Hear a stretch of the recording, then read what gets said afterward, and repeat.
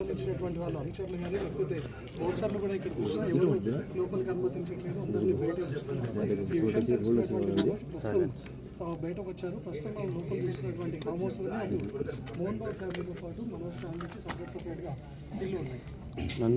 నిన్న హాస్పిటల్కి వెళ్ళి వచ్చినటువంటి మనోజ్ ఈరోజు కూడా మరొకసారి హాస్పిటల్కి వెళ్ళాల్సి ఉంది. తను పూర్తిగా టెస్టులు చేయించుకోవాల్సి ఉంది. నిన్న ఆసుపత్రి వైద్యులు కూడా చెప్పారు ఈరోజు మళ్ళీ చెకప్ల కోసం రావాలి అంటున్నారు.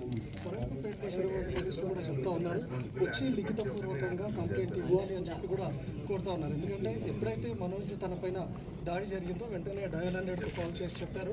డయల్ 100 నుంచి కంప్లైంట్ స్వీకరించినటువంటి వాళ్ళు అనుచరులు కానీ లేకపోతే బౌన్సర్లు కూడా ఇక్కడ చూసినా ఎవరు లోపలికి అనుమతించట్లేదు, అందరినీ బయట చూస్తున్నారు.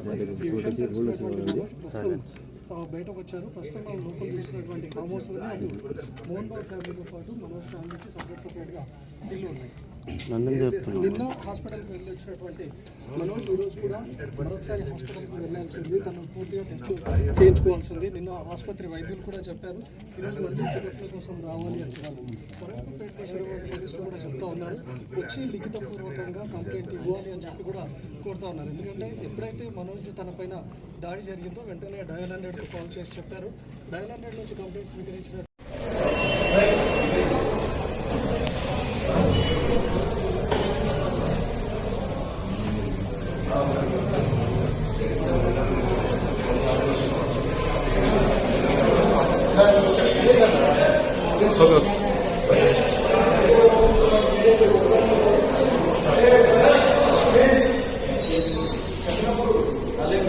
అక్కడికి తీసుకొని ఇంటికి తీసుకొని ఒకటే